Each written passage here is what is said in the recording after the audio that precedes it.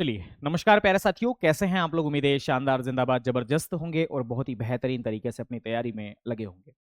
तो जल्दी से एक बार क्लास के साथ जुड़ेंगे ताकि कल की हम क्लास को रिवीजन कर सकें। कल लास्ट टाइम हमने क्या पढ़ा था इसके बारे में हम थोड़ी सी चर्चा कर सकें। जहां तक मैं याद कर पा रहा हूं, कई सारी बातें हमारी हो गई थी। जैसे योजना आयोग और नीति आयोग के बीच में डिफरेंस हमने देखने की कोशिश की थी। फिर उसी के साथ हमने दरअसल आपसे चर्चा की थी कि योजना आयोग के क्या क्या उद्देश्य हैं, इसकी कौन कौन सी विंग है और नीति आयोग द्वारा कौन कौन से सूचकांक जारी किए जाते हैं, ये हम बात कर रहे थे। और जहां तक ठीक ठाक तरीके से अगर हम बातचीत करें तो पहला सूचकांक राजकोषीय स्वास्थ्य सूचकांक, इसके बारे में हम पढ़ भी रहे थे। ऐसे तो आज का टॉपिक बैंकिंग है, लेकिन देखो जोर जबरदस्ती करने का कोई सेंस रहेगा नहीं। रहेगा क्या भाई साहब? बिल्कुल नहीं रहेगा। इसलिए ज्यादा अच्छा है कि इस टॉपिक को हम पहले अच्छे से पढ़ लें, समझ लें, कर लें, उसके बाद ही फिर अगले टॉपिक की ओर बात करें। अभी इसके बारे में जोर जबरदस्ती करेंगे, इस टॉपिक को छोड़ के चलेंगे, मजा नहीं आएगा।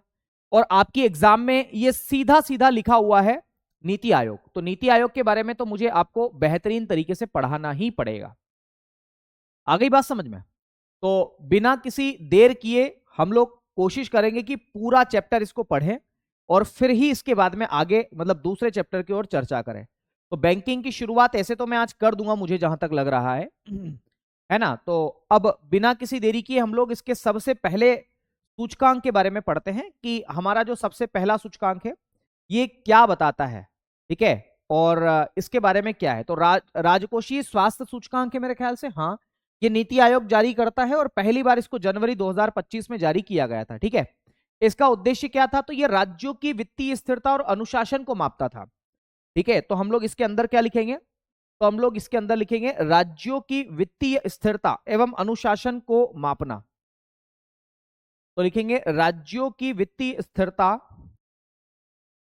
राज्यों की वित्तीय स्थिरता, फाइनेंशियल स्टेबिलिटी,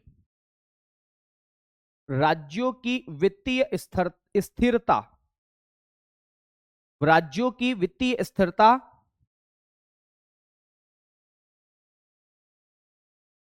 एवं अनुशासन, अनुशासन का मापन करता है ये।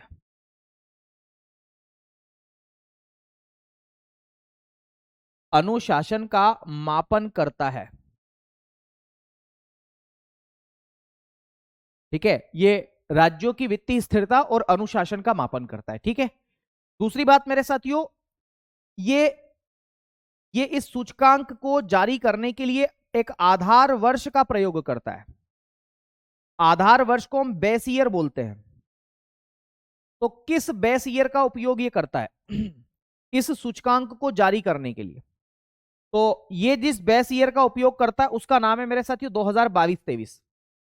तो 2022-23 बेस ईयर का उपयोग ये करता है। 2022-23 के आंकड़ों का प्रयोग करके ये क्या करता है, तो इस सूचकांक का मापन करता है, ठीक है। और मैं आपको बता दूं कि इसमें जो टॉप प्रदर्शन है वो किसके द्वारा किया गया है, तो उड़ीसा ने इसमें अच्छा खासा प्रदर्शन किया है। तो इसमें सर्वोच्च अंक किसके द्वारा प्राप्त किए हैं, शीर्ष प्रदर्शन किसने किया है इसमें, तो लिखेंगे टॉप शीर्ष प्रदर्शन, ठीक है। तो इसके अंदर शीर्ष प्रदर्शन किसके द्वारा किया गया, तो इसके अंदर जो टॉप प्रोडक्शन है वो उड़ीसा के द्वारा किया गया। और उड़ीसा का जो स्कोर है वो कितना है पता है आपको? उड़ीसा का कितना स्कोर है, तो उड़ीसा ने इसमें कितना स्कोर प्राप्त किया है, तो लगभग लगभग उड़ीसा ने जो स्कोर प्राप्त किया वो 67.8% किया है, पहले स्थान पर आया है, ठीक है। और इसकी तारीफ भी हुई है। तो 67.8% ये प्रथम स्थान पर है, टॉप में है, ये टॉप में। ऐसा कहते हैं कि इस उड़ीसा ने जो ऋण है उसको स्थिर रखा है, ठीक है। ऋण यानी कि जो लोन है उसको स्टेबल रखा है और रेवेन्यू को ज्यादा से ज्यादा इसने कलेक्ट किया है, इसलिए इसको पहला स्थान दिया है। दूसरे स्थान पर आपका छत्तीसगढ़ है, 55.2% इसका वो है। तो लिखेंगे छत्तीसगढ़, छत्तीसगढ़ को दूसरा स्थान है। और मैंने बताया कि छत्तीसगढ़ ने जो कितना स्कोर प्राप्त किया तो 55.2%। तो 55.2% उड़ीसा ने जो है वो स्कोर यहां पर क्या किया है, प्राप्त किया है। ठीक है, कोई दिक्कत तो नहीं है। अब इसमें सबसे निचले पायदान पर कौन सा है, तो पश्चिम बंगाल है, पंजाब है और केरल है। तो याद रखिएगा मेरे साथियों, सबसे निचला पायदान, सबसे निचला पायदान, तो इसमें सबसे निचला पायदान किसका है, तो लिखेंगे सबसे निचला पायदान या न्यूनतम, न्यूनतम प्रदर्शन,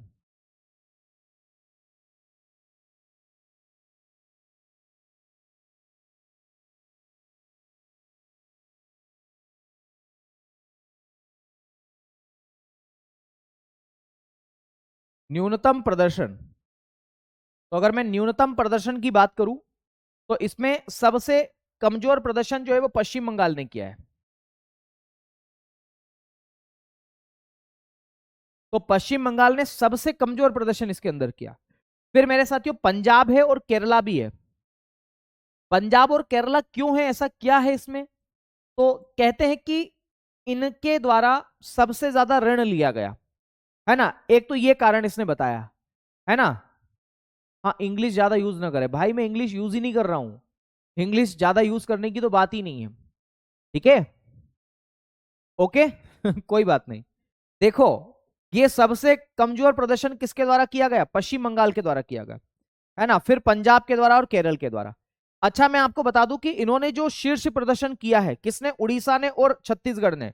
तो इनका टॉप में स्थान क्यों है, क्योंकि ऐसा कहा गया कि इन्होंने अपने टोटल एक्सपेंडिचर का, कुल व्यय का, ठीक है, याद रखना, इसने अपने कुल व्यय का जो है वो 27% जो है वो कैपिटल एक्सपेंडिचर में खर्च किया है, इसलिए इनका टॉप प्रदर्शन है। तो लिखेंगे टोटल, या लिखेंगे कुल व्यय का, टोटल एक्सपेंडिचर का,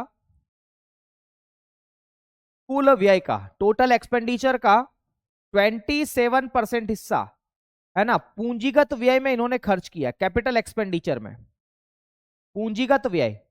ठीक है, पूंजीगत व्यय को हम अंग्रेजी में बोलते हैं capex, capex, capex, CAPEX, sorry CAPEX, capex बोलते हैं। ठीक है, आ गई बात समझ में। कुल व्यय का 27% कैपिटल एक्सपेंडिचर में, इसलिए इनकी रैंकिंग अच्छी है, ऐसा यहां पर बताया गया है। ठीक है, तो ये सूचकांक आपको समझ में आ गया, कोई दिक्कत वाली बात तो नहीं है। ठीक है, उम्मीद करता हूं ये बात आपको समझ में आ गई होगी। अब दूसरा सूचकांक है जिसका नाम है स्कूल शिक्षा गुणवत्ता सूचकांक, स्कूल एजुकेशन क्वालिटी इंडेक्स, इसके बारे में हम बातचीत करते हैं। तो दूसरा क्या लिखेंगे, तो दूसरा लिखेंगे मेरे साथियों स्कूल शिक्षा गुणवत्ता सूचकांक।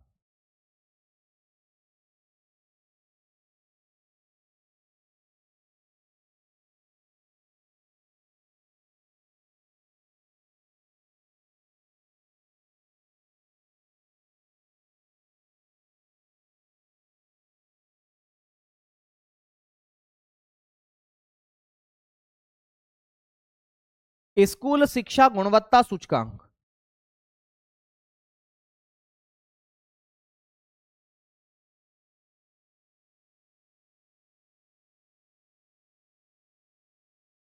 स्कूल शिक्षा गुणवत्ता सूचकांक है ना, कौन सा सूचकांक है, तो स्कूल शिक्षा गुणवत्ता सूचकांक, और इसको हम लोग क्या बोलते हैं, तो स्कूल एजुकेशन क्वालिटी इंडेक्स, इसको हम लोग अंग्रेजी में बोलते हैं स्कूल एजुकेशन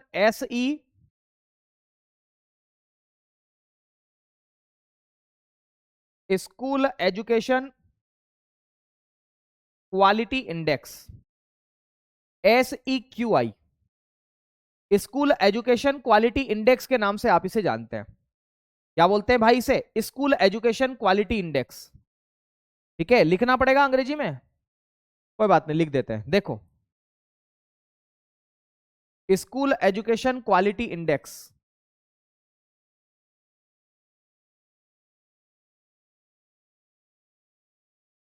स्कूल एजुकेशन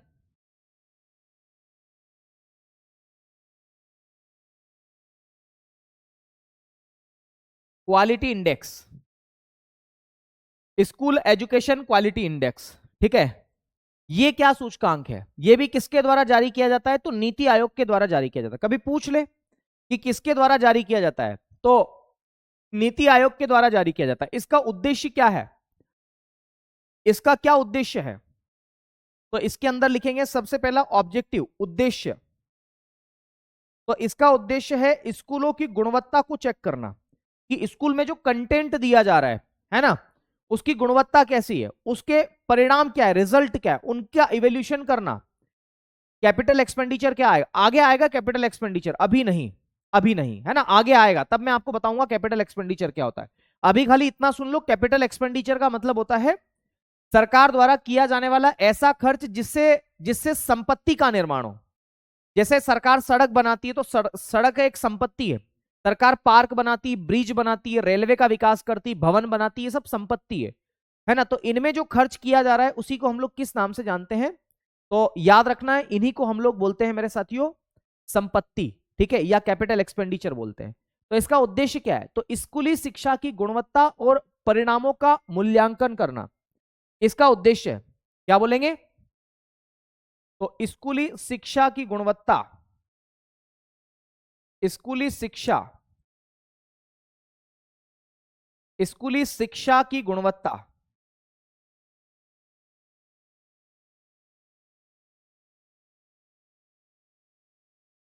स्कूली शिक्षा की गुणवत्ता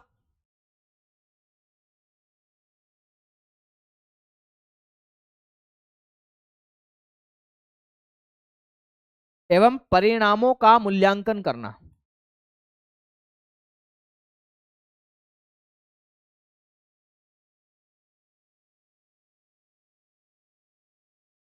एवं परिणामों का मूल्यांकन करना,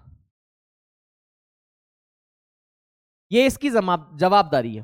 किसकी जवाबदारी है, मतलब इसका उद्देश्य किसका, स्कूल शिक्षा गुणवत्ता सूचकांक का उद्देश्य। कोई दिक्कत तो नहीं है, ठीक है।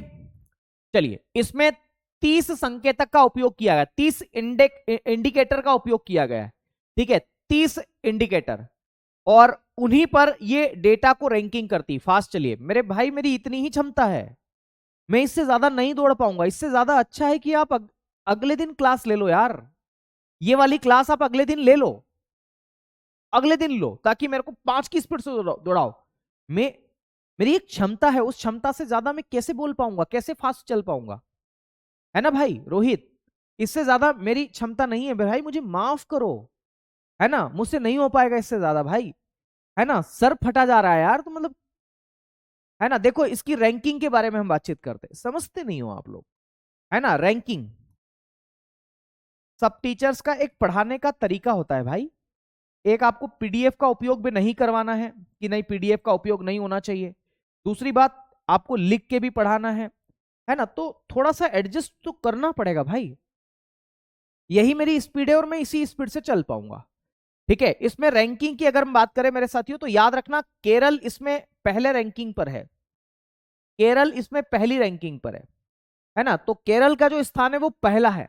केरल का स्कोर कितना है, तो 76.63, ठीक है, तो 76.63%, है ना। ये किसकी रैंकिंग है, केरल की रैंकिंग है ना, मतलब इतना स्कोर है इनका, 76.63 स्कोर है, स्कोर। तो ये किसका स्कोर है, तो याद रखिएगा ये केरला का स्कोर है। तो केरला ने क्या किया, इसके अंदर टॉप किया।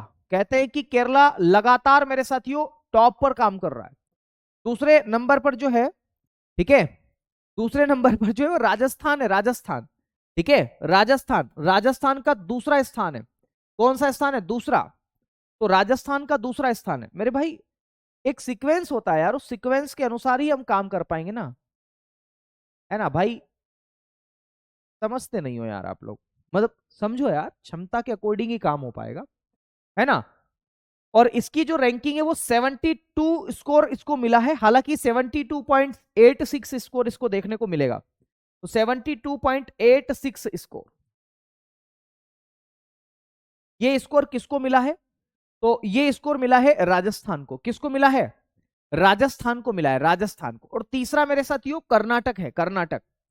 तीसरा जो है वो कौन सा स्टेट है, तो कर्नाटक है, कर्नाटक, कर्नाटक, कर्नाटक, ठीक है। और कर्नाटक का जो स्कोर है वो कितना है, तो कर्नाटक का स्कोर लगभग 69.57 है, 69.57, ठीक है, ये कर्नाटक का स्कोर है।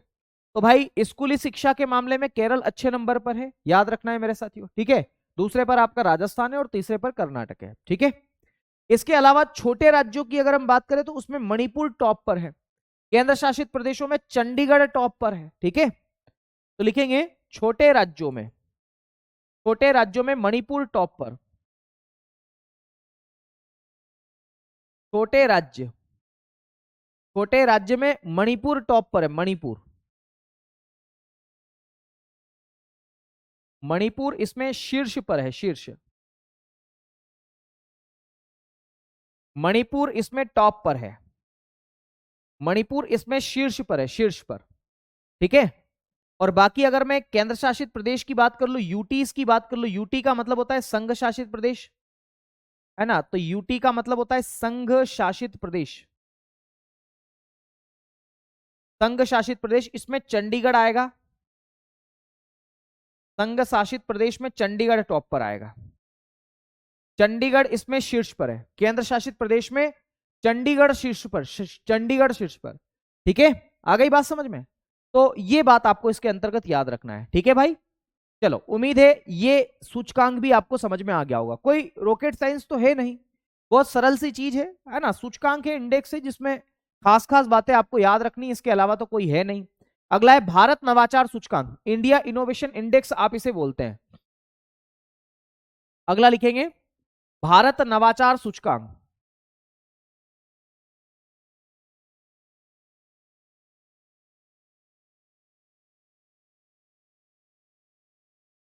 भारत नवाचार सूचकांक,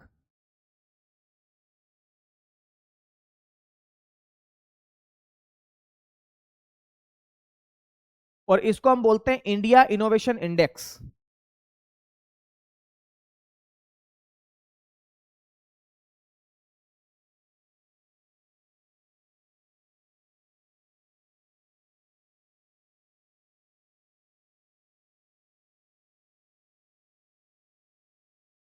इंडिया इनोवेशन इंडेक्स, भारत नवाचार सूचकांक के बारे में हम थोड़ी सी बातें यहां पर देखते हैं। तो भारत नवाचार सूचकांक के बारे में सबसे पहली बात तो ये किसके द्वारा जारी किया जाता है, तो नीति आयोग। अभी हम नीति आयोग के बारे में बात करें तो नीति आयोग जो है वही इसको जारी करती है। ठीक है, इसका उद्देश्य क्या है, तो इसका उद्देश्य है कि राज्यों के अंदर इनोवेशन के लिए इकोसिस्टम रेडी करें, इकोसिस्टम तैयार करें। ठीक है, आ गई बात समझ में? तो हम लोग इसके अंदर लिखेंगे राज्यों के उद्देश्य। लिखो पहले उद्देश्य, उद्देश्य का मतलब है ऑब्जेक्टिव। तो लिखेंगे राज्यों में नवाचार को बढ़ावा देना, राज्यों में, राज्यों में नवाचार, नवाचार का मतलब होता है इनोवेशन, राज्यों में नवाचार का पारितंत्र तैयार करना, नवाचार का पारितंत्र, पारितंत्र का मतलब होता है इकोसिस्टम, राज्यों में नवाचार का पारितंत्र तैयार करना, नवाचार का इकोसिस्टम तैयार करना। ओके, राज्यों में नवाचार का इकोसिस्टम रेडी करना, ये इसका मुख्य ऑब्जेक्टिव है। पहली बात तो ये। दूसरी बात अगर मैं बात करूं मेरे दोस्त आप लोगों को, तो ये किसकी तर्ज पर बनाया जा रहा है, तो ये ग्लोबल इनोवेशन इंडेक्स की तर्ज पर बनाया जा रहा है। नवाचार का मतलब क्या है, सच में नवाचार का मतलब पूछ रहे हो आप? नवाचार का मतलब है कुछ नया आइडिया करना, कुछ खोज करना, उसको बोलते हैं नवाचार। ठीक है, तो लिखेंगे दूसरी बात, ये जो इंडेक्स है भारत नवाचार सूचकांक, ये वैश्विक नवाचार नवाचार सूचकांक की तर्ज पर बनाया जा रहा है। तो हम लिख सकते हैं ग्लोबल, या लिखिए यह ग्लोबल इनोवेशन इंडेक्स, यह ग्लोबल इनोवेशन,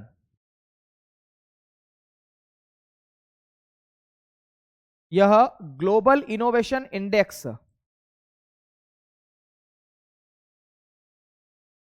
यह ग्लोबल इनोवेशन इंडेक्स की तर्ज पर बनाया जा रहा है। यह ग्लोबल इनोवेशन इंडेक्स की तर्ज पर बनाया जा रहा है।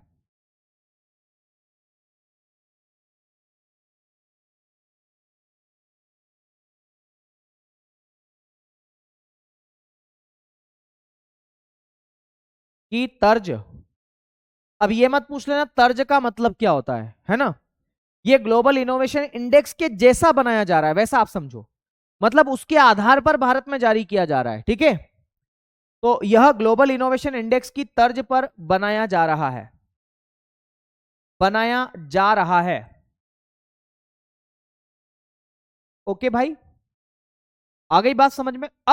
अब भारत के अंदर रैंकिंग की हम बात करें तो इसका तीसरा संस्करण जारी किया गया है और बड़े राज्यों में कर्नाटक अभी लगातार टॉप पर है, ठीक है। तो लिखेंगे शीर्ष राज्य, शीर्ष राज्य।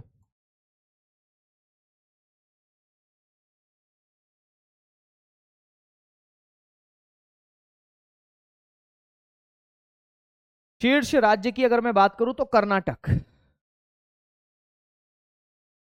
पहले नंबर पर कर्नाटका आपको देखने को मिलेगा। कर्नाटक पहले नंबर पर है। ओके, पहले नंबर पर कौन सा राज्य है? कर्नाटक राज्य आपको देखने को मिलेगा। दूसरे पर आपका कौन सा है? तेलंगाना। और तीसरे पर हरियाणा है, ठीक है। दूसरे पर मेरे साथियों तेलंगाना है, तेलंगाना, तेलंगाना। और तीसरे पर कौन सा है? हरियाणा है, हरियाणा, ठीक है। प्लीज इसको आपको याद रखना है, हरियाणा और तेलंगाना, ये टॉप स्टेट मैंने आपको यहां पर बताया, ये टॉप मैंने आपको बताया, ठीक है। अच्छा, पहाड़ी राज्यों की अगर मैं बात करूं तो मणिपुर में, मणिपुर का उसमें पहला स्थान है ना। तो लिखेंगे पहाड़ी राज्य, पहाड़ी राज्य। तो पहाड़ी राज्य में मणिपुर टॉप पर है और केंद्र शासित प्रदेश में चंडीगढ़, मणिपुर टॉप पर है। और यूटीज की अगर मैं बात करूं, यूटीज का मतलब है संघ शासित प्रदेश या केंद्र शासित,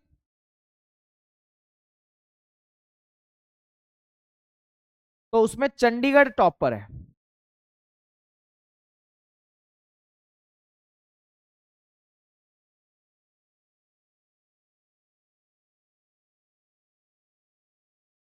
इसमें चंडीगढ़ टॉप पर है, ठीक है। ये नवाचार सूचकांक के बारे में मैंने आपको इतनी बातें बताई है। ओके भाई, ठीक है, बढ़े आगे बढ़े। बताओ एक बार,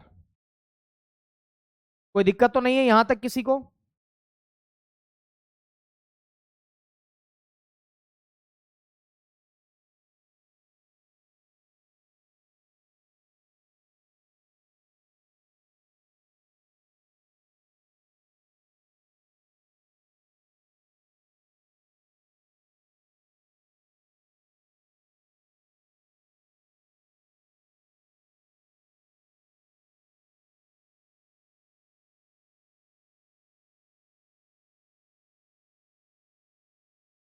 बढ़े, बताइए, सब लोग बताएं।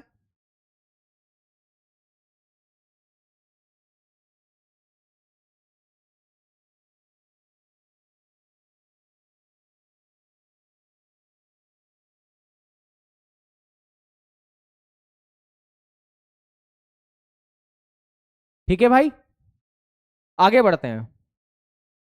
अगले अगले सूचकांक की हम बात करते हैं जिसका नाम है राष्ट्रीय बहुआयामी गरीबी सूचकांक। ओके, तो अगला हेडिंग डालेंगे राष्ट्रीय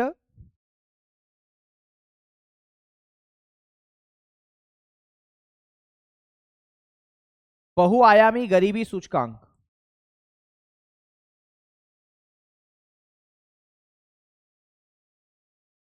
राष्ट्रीय बहुआयामी गरीबी सूचकांक।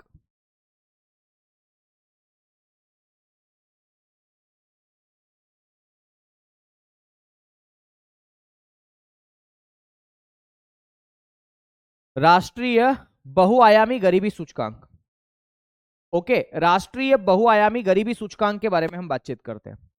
इसको हम लोग अंग्रेजी में किस नाम से जानते हैं? तो याद रखना, इसको बोलते हैं national multi dimensional poverty index. क्या बोलते हैं? तो national multi dimensional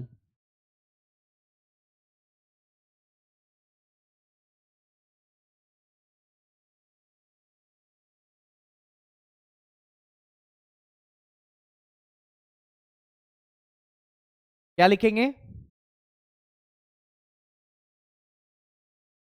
national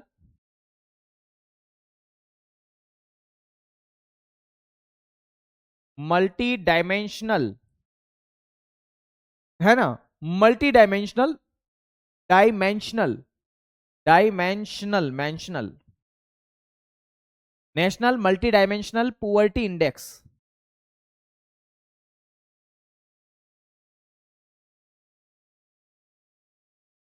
poverty index, राष्ट्रीय बहुआयामी गरीबी सूचकांक आप इसे कहते हैं। ओके, राष्ट्रीय बहुआयामी गरीबी सूचकांक के नाम से आप इसे जानते हैं। अब इसके बारे में हम बातचीत करते हैं। देखो इसके अनुसार क्या है, क्या क्या खास खास बातें इसके अनुसार। ये जो अवधारणा है इसके अंदर कुल 12 संकेतकों का प्रयोग किया गया है। टोटल 12 इंडेक्स हैं, ठीक है, इंडेक्स नहीं है सॉरी, इंडिकेटर है, उनका उपयोग किया गया है। और इसके अंदर क्या बातें हैं वो जरा समझो। ऐसे मैं आपको रिपोर्ट एवं सूचकांक कराऊंगा, वहां पर भी बताऊंगा ये सब बातें। तो लिखेंगे इसमें कुल 12 संकेतकों का प्रयोग, तो लिखेंगे कुल 12 संकेतकों का प्रयोग, कुल 12 संकेतक, संकेतक का मतलब है इंडिकेटर,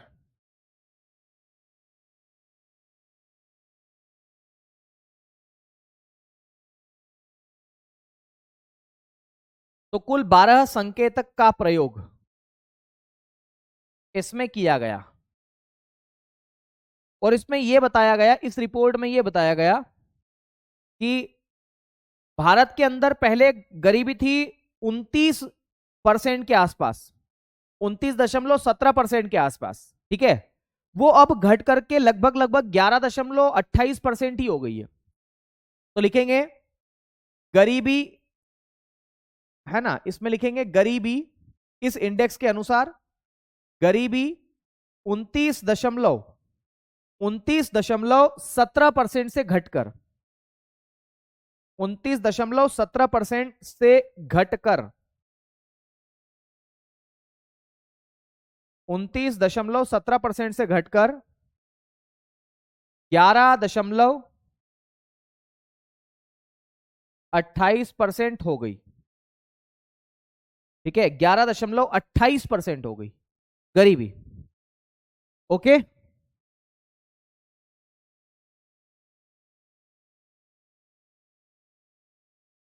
बढ़े आगे रवि, ठीक है भाई। अगली बात, इसके अंदर गरीबी को सबसे मतलब सबसे ज्यादा कमी करने का प्रयास किसने किया? तो गरीबी को कम करने के प्रयास में मेरे साथियों उत्तर प्रदेश का भी अच्छा खासा योगदान है। तो राज्यों के प्रदर्शन की अगर हम बात करें तो यूपी, बिहार और एमपी ने इसमें गरीबी को कम करने में सफलता हासिल की है। ओके, महंगाई बढ़ रही है, गरीबी कैसे कम हो गई? भाई इधर पढ़ो यार, है ना। इसमें लिखेंगे भाई, क्या लिखेंगे? तो लिखेंगे राज्यों का प्रदर्शन, राज्यों का प्रदर्शन, राज्यों के प्रदर्शन की अगर हम चर्चा करें तो यूपी, यूपी ने अच्छा प्रदर्शन किया है, बिहार ने भी अच्छा प्रदर्शन किया है, और मेरे साथियों एमपी, है ना, इन्होंने सर्वश्रेष्ठ प्रदर्शन किया है, इनका अच्छा प्रदर्शन है, तो सर्वश्रेष्ठ स्कोर इन्होंने हासिल किए हैं, ठीक है, इन्होंने अच्छी मेहनत करी है, ठीक है, कुल मिलाकर के तो ये राष्ट्रीय बहुआयामी गरीबी सूचकांक के बारे में भी मैंने आपको यहां पर डिस्कस किया। कोई दिक्कत? ठीक है ना, ओके, कोई दिक्कत तो नहीं है। चलिए अगला एक और सूचकांक हम बताते हैं मेरे साथियों, जिसका नाम है राज्य स्वास्थ्य सूचकांक, है ना, ये लास्ट सूचकांक है, इसके बाद में फिर हम बैंकिंग पर चलेंगे। तो लिखेंगे मेरे साथियों राज्य स्वास्थ्य सूचकांक, है ना, राज्य स्वास्थ्य सूचकांक, हेडिंग डालेंगे राज्य स्वास्थ्य सूचकांक, राज्य स्वास्थ्य सूचकांक,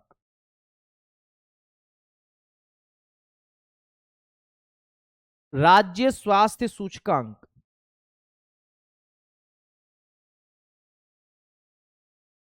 राज्य स्वास्थ्य सूचकांक, स्टेट हेल्थ इंडेक्स बोलते हैं। क्या बोलेंगे इसे? स्टेट हेल्थ इंडेक्स,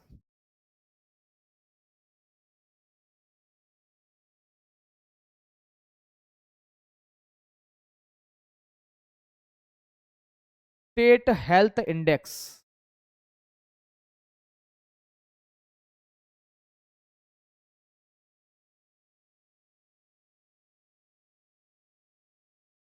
क्या बोलते हैं आप इसे? स्टेट हेल्थ इंडेक्स के नाम से आप इसे जानते हैं। क्या बोलते हैं भाई? State health index. ये हाँ, बहुत बढ़िया।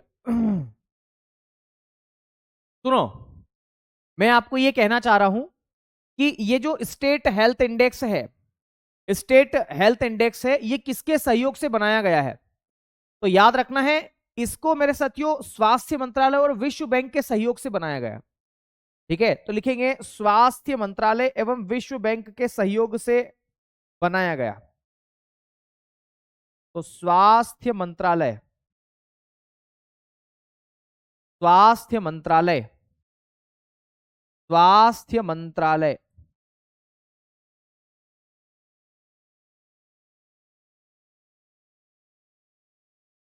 स्वास्थ्य मंत्रालय एवं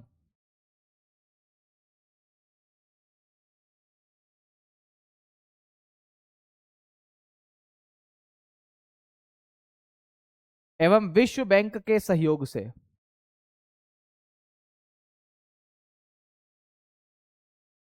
विश्व बैंक के सहयोग से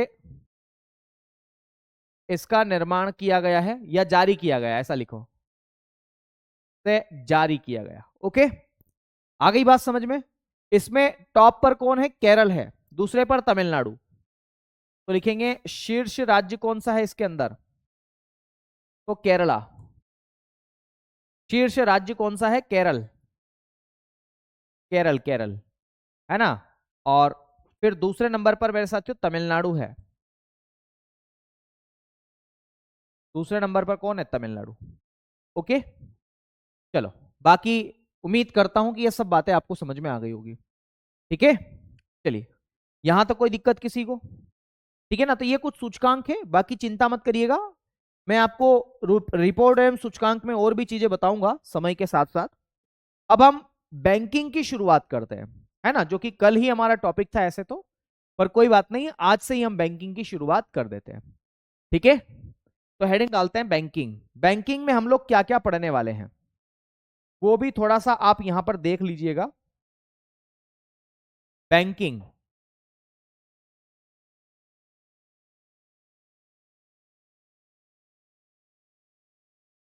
बैंकिंग,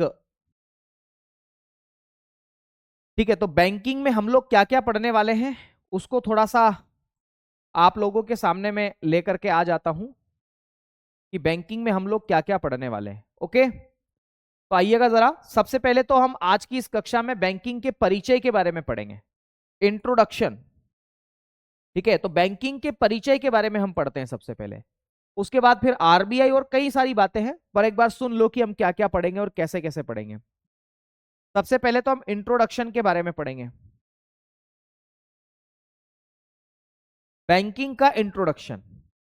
ठीक है, भारत में कौन सा बैंक पहला था? ब्रिटिश ईस्ट इंडिया बैंक ने, ब्रिटिश ईस्ट इंडिया कंपनी ने कौन कौन से प्रेसिडेंसी बैंकों की स्थापना करी थी, है ना, फिर उन प्रेसिडेंसी बैंकों को मर्ज कब किया गया था, ऐसी कई सारी बातें हैं जो कि हम इस क्लास में करने वाले हैं। ओके, तो परिचय। दूसरे नंबर पर हम बात करेंगे रिजर्व बैंक ऑफ इंडिया की, reserve bank of India, reserve bank of India, reserve bank of India, reserve bank of India, reserve bank of India, जिसे हम आरबीआई के नाम से जानते हैं, RBI, reserve bank of India. क्या बोलते हैं मेरे दोस्त आप इसे? Reserve bank of India, RBI के नाम से आप इसे जानते हैं, आरबीआई। तो आरबीआई के नाम से आप इसे जानते हैं, और आरबीआई में कई सारी बातें हैं, मतलब आरबीआई तो खाली मैं टॉपिक लिख रहा हूं, पर मैं आपको बताऊं कि आरबीआई में हम लोग इंट्रोडक्शन तो पढ़ेंगे ही पढ़ेंगे, आरबीआई क्या है, परिचय क्या है, इसके तमाम बिंदुओं के बारे में हम चर्चा करेंगे, आरबीआई के कार्य के बारे में भी हम पढ़ेंगे कि आरबीआई के क्या क्या फंक्शंस है, ये क्या क्या काम करता है, इसके फंक्शंस क्या क्या है, क्योंकि ये देश का सेंट्रल बैंक है तो बहुत सारे इसके काम है। ठीक है, उसी के साथ इसमें हम लोग वो भी पढ़ने वाले हैं, क्या बोलते हैं, मॉनेटरी पॉलिसी, साख नियंत्रण नीति आप इसे बोलते हैं, साख नियंत्रण। तो साख नियंत्रण नीति के बारे में हम पढ़ेंगे, इसको हम अंग्रेजी में बोलते हैं क्रेडिट कंट्रोल पॉलिसी। ठीक है, ओके, आ गई बात समझ में। तो इसके बारे में हम पढ़ेंगे। तो उसके बाद में जैसे ही हमारा ये टॉपिक कंप्लीट होगा, आरबीआई, फिर हम लोग पढ़ेंगे व्यापारिक बैंक। व्यापारिक बैंक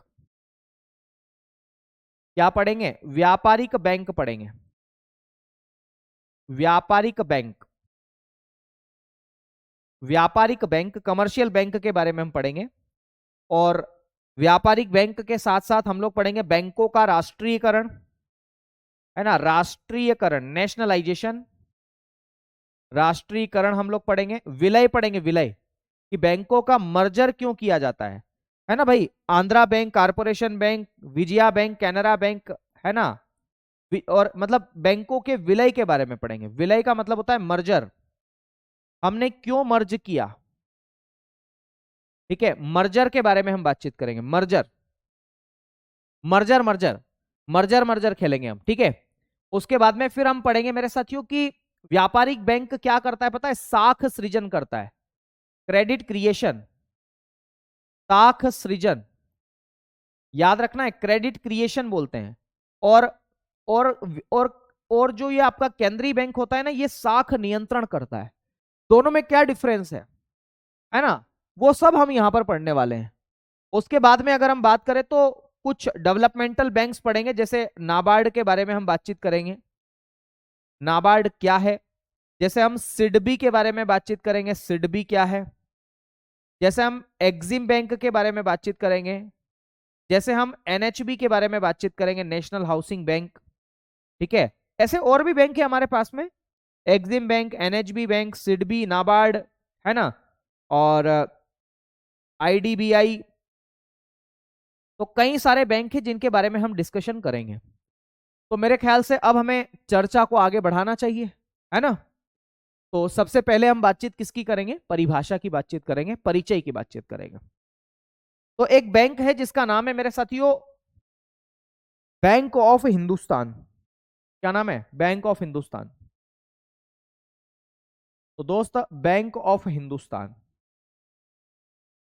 बैंक ऑफ हिंदुस्तान एक बैंक ये है। ठीक है,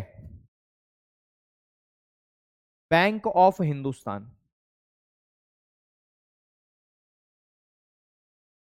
इसके बारे में क्या खास बातें हैं वो जरा देख लो, है ना। आज क्लास में जल्दी छोड़ूंगा मेरे दोस्त, बस केवल इसको पढ़ाने के बाद। तो बैंक ऑफ हिंदुस्तान के बारे में अगर मैं बातचीत करूं तो इसकी स्थापना कब की गई, तो इसको एस्टेब्लिश किया गया था 1770 में। कहां पर स्थापित स्थापित किया गया था, कलकत्ता में।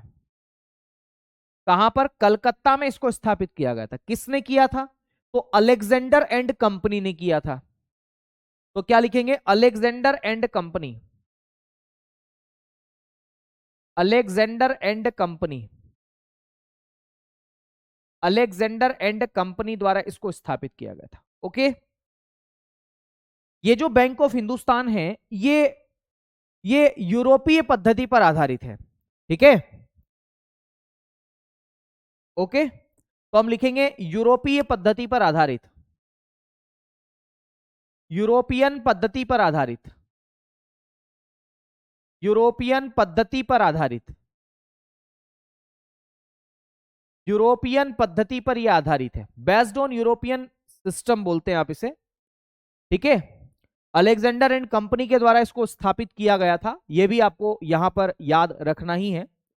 इसी के साथ अगर हम बातचीत करें मेरे साथियों, तो ये जो बैंक है ना, बैंक ऑफ हिंदुस्तान, ये ये ये भारत का पहला बैंक है, भारत का पहला बैंक है। ये भारत का क्या है, पहला बैंक है, पहला बैंक। ठीक है, भारत का पहला बैंक है। इसकी स्थापना 1770 में की गई थी, बैंक ऑफ हिंदुस्तान कलकत्ता में। ठीक है, कोई दिक्कत वाली बात तो नहीं है ना, बढ़े आगे। ठीक है, इसने लगभग लगभग 60 सालों तक काम किया था भैया। कितने सालों तक, 60 सालों तक। ये 1832 में बंद हो गया था, तो 1832 में बंद हुआ। है ना। क्यों हुआ? क्योंकि ये जो अलेक्जेंडर एंड कंपनी थी ये वित्तीय संकट में आ गई थी और इस वजह से इसको बंद कर दिया गया, है ना। 1832 में बंद हुआ वित्तीय संकट के कारण, फाइनेंशियल क्राइसिस के कारण, वित्तीय संकट के कारण। तो वित्तीय संकट के कारण, फाइनेंशियल क्राइसिस के कारण इसको क्या किया गया, है ना। ये जो अलेक्जेंडर एंड कंपनी है, अलेक्जेंडर, है ना, फाइनेंशियल संकट के कारण, क्राइसिस के कारण, अलेक्जेंडर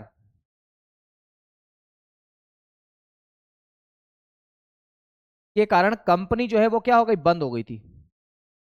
कंपनी बंद हो गई थी, कंपनी बंद हो गई थी। इस वजह से इस बैंक को क्या कर दिया गया, समाप्त कर दिया गया था। खैर दोस्तों, आज की क्लास इतनी ही करूंगा। अब बाकी चर्चा आपसे करूंगा मैं सोमवार को। कल आपकी क्लास नहीं होगी, कल मेरी मैराथन है एलटी ग्रेड में।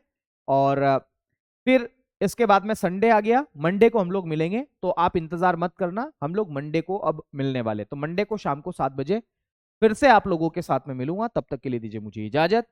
शुक्रिया, धन्यवाद, जय महाकाल, राधे राधे, नमस्कार। ठीक है भाई, मंडे को हम लोग मिलने वाले, ठीक है।